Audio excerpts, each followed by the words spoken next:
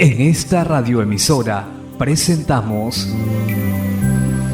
Llaves para vivir con éxito, a cargo del internacionalmente conocido maestro de la Biblia y escritor Derek Prince, quien comparte su experiencia personal y ministerio cristiano en Llaves para vivir con éxito. Bienvenidos.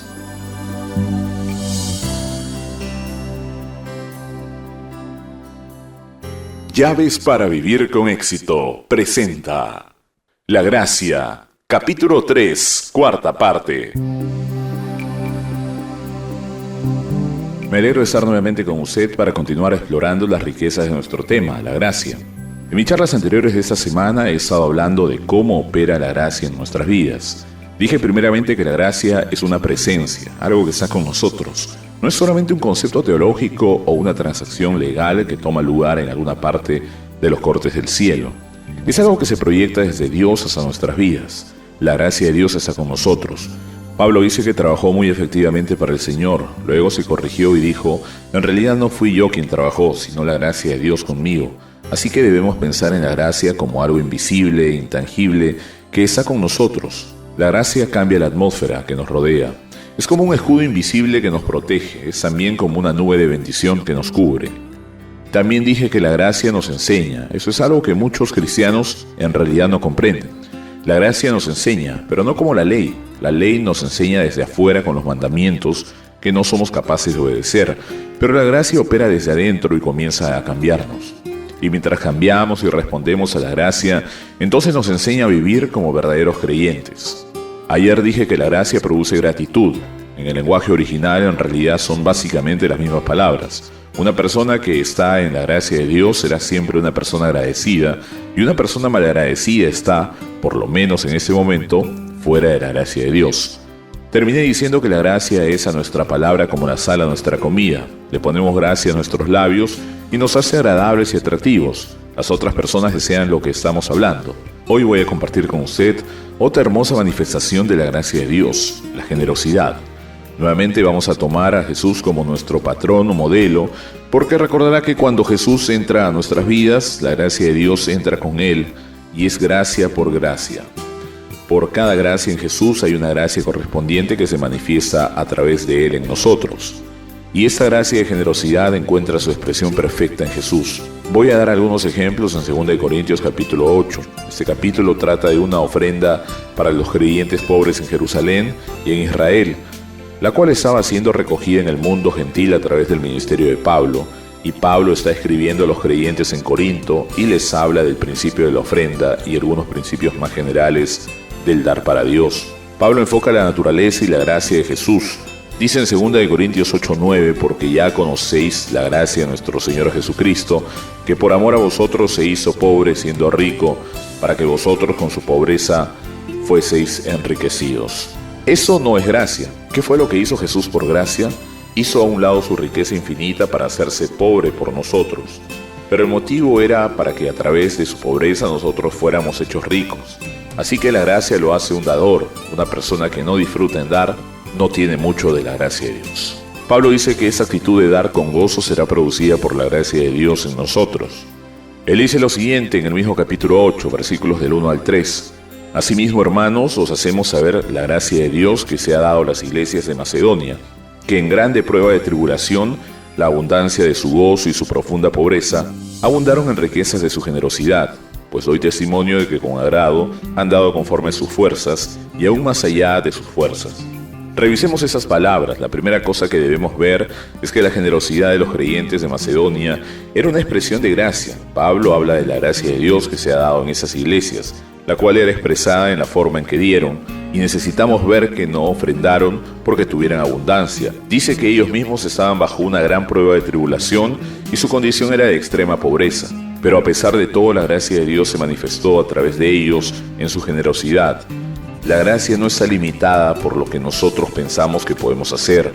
Cuando usted ha calculado y ha resuelto lo que piensa que podría dar, usted no ha tocado la gracia de Dios, porque la gracia de Dios se extiende mucho más allá de eso. Pablo dice esto exactamente: doy testimonio de que con agrado han dado conforme a sus fuerzas y aún más allá de sus fuerzas. Ahí fue donde empezó la gracia. Y la gracia siempre empieza cuando llegamos al límite de nuestras propias fuerzas. Ahora Pablo aplica ese principio y ese ejemplo en las iglesias de Macedonia a la iglesia de Corinto.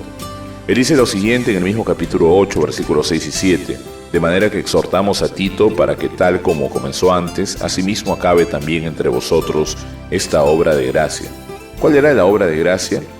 El dar esta ofrenda para los necesitados en Jerusalén. Así que el dar es una obra de gracia, es una expresión práctica de la gracia en nuestras vidas, y Pablo los exhorta. Por tanto, como en todo abundáis, en fe, en palabra, en ciencia, en toda solicitud y en vuestro amor para con nosotros, abundad también en esta gracia. Pablo dice que la gracia ya está manifestada en muchas áreas de sus vidas, está manifestada en su fe y en su palabra. Ya hemos hablado de eso, está manifestada en su sabiduría, en su seriedad y en su amor, pero él dice que no falte este aspecto de Dios en sus vidas, que abunden también en esta gracia de dar. En el siguiente capítulo Pablo nos muestra que la gracia de Dios proveerá la motivación y los medios para dar. Veamos un hermoso pasaje en 2 Corintios 9, 8-9. Y poderoso es Dios para hacer que abunde en vosotros toda gracia. Note que es gracia, a fin de que teniendo siempre en todas las cosas todo lo suficiente, abundéis para toda buena obra. Note que la gracia hace una provisión total para todas nuestras necesidades, y es por gracia. Pero no es solo para que tengamos suficiente para nosotros, es para rebosar en lo bueno, para darlo. Pablo cita un ejemplo en el Salmo 112 de cómo opera la dádiva en la gracia. Ese salmo habla del hombre justo y dice así como está escrito: repartió, dio a los pobres, su justicia permanece para siempre. Nuestra justicia es establecida, es hecha permanente e inconmovible cuando damos. Este hombre que es mencionado en el Salmo 112 repartió sus bienes a los pobres. Él dio abundante y generosamente por gracia, con la confianza que su justicia permanece para siempre. Recuerde eso, la gracia de dar establece nuestra justicia. Jesús mismo establece un principio en relación a la gracia que necesitamos ver. Él dice lo siguiente al mandar por primera vez a los apóstoles con el mensaje del Evangelio. En Mateo 10, versículos 7 y 8, y yendo, predicad, diciendo: el reino de los cielos se ha acercado, sanad enfermos, limpiad leprosos, resucitad muertos, echad fuera demonios, de gracia recibisteis, dad de gracia. Jesús está hablando de la habilidad que Él les ha dado para ministrar, para echar fuera demonios y para sanar enfermos. Él dice: a ustedes no les costó nada, no pagaron nada, lo recibieron con la gracia de Dios como un regalo. Ministrenlo de la misma manera que lo recibieron, de gracia recibisteis, dad de gracia. Esto se aplica en todas las áreas. Los que recibamos libremente de Dios debemos darlo tan libremente como lo recibimos. No podemos administrar la gracia de Dios en una manera diferente a la que la recibimos.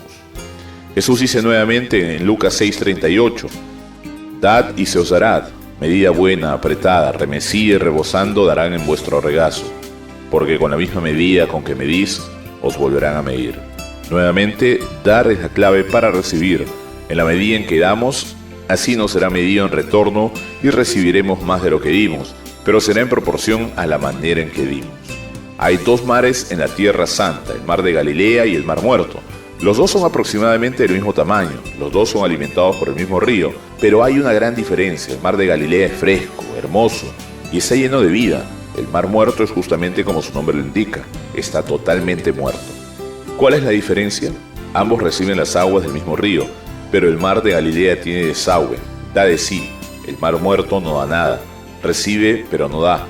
La llave para la vida es recibir y dar. El camino a la muerte es recibir pero no dar. Voy a terminar con dos versículos de Proverbios 11, el 24 y el 25. Hay quienes reparten y les es añadido más, y hay quienes retienen más de lo que es justo pero vienen a pobreza.